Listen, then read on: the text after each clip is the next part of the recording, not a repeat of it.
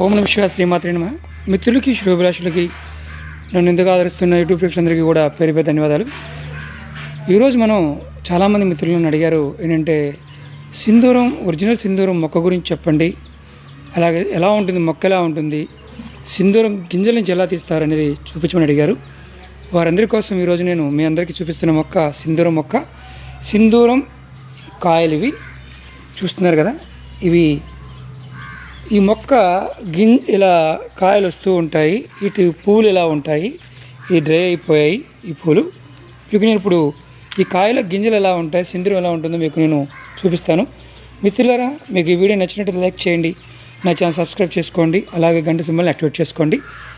చూడండి, ఈ కాయ ఇలా ముళ్ళు ముళ్ళుగా అనిపిస్తుంది కానీ ముళ్ళు కాదు, గుచ్చుకోవు. ఈ కాయని మనం కట్ చేద్దాం. ఇది సింధూరం మొక్క. ముందు మొక్క చూడండి, మొక్క ఇలా ఉంటుంది. ఇది ఎక్కడ దొరుకుతుంది అంటే నర్సరీ ఉండే ప్రాంతాల్లో, నర్సరీలో కూడా ఈ మొక్క దొరుకుతుంది.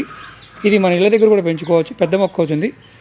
అడవిలో అయితే కొన్ని ప్రాంతాల్లో, అడవిలో కూడా నార్త్ ఇండియాలో కనిపిస్తుంది. ఇది మామూలుగా మన ప్రాంతంలో నర్సరీలో కనిపిస్తూ ఉంటుంది. నేను ఈ కాయ కట్ చేసి చూపిస్తాను ఎలా ఉంటుంది అనేది, గింజలు ఎలా ఉంటాయి అనేది.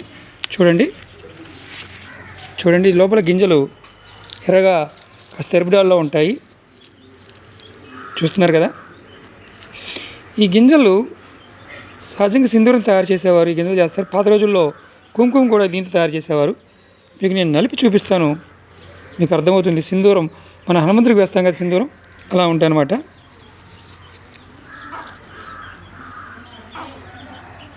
చూడండి, చూస్తున్నారు కదా, నేను గింజ పడేసాను, నలుపుతున్నాను.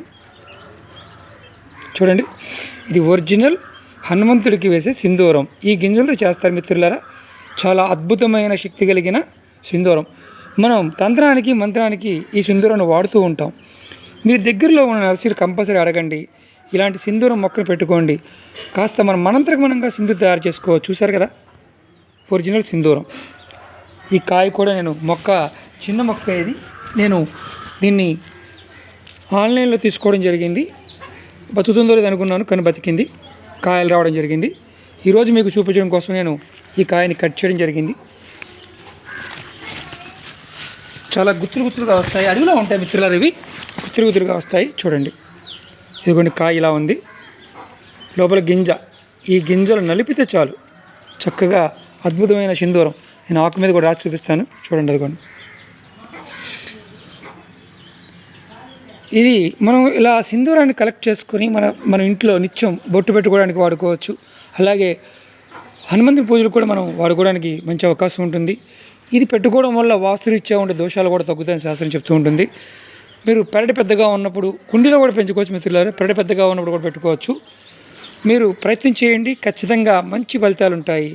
చూస్తున్నారు కదా, ఇది ఎందుకంటే నేను మొక్క పెట్టాను, వచ్చిన తర్వాత కాయల నుంచి వచ్చిన గింజలు చూపించడం కోసం మీకు ఒక కాయని కట్ చేసి చూపించాను. ఇలా కాయలు వస్తాయి. ఒరిజినల్ సింధూరం, హనుమంతుడికి వేసే సింధూరం. మిత్రులారా, ఈ వీడియో నచ్చినట్టు లైక్ చేయండి, అలాగే గంట సింబల్ని యాక్టివేట్ చేసుకోండి, 10 మంది మిత్రులకు షేర్ చేయండి. ఓం నమః శివాయ శ్రీమాత్రే నమః.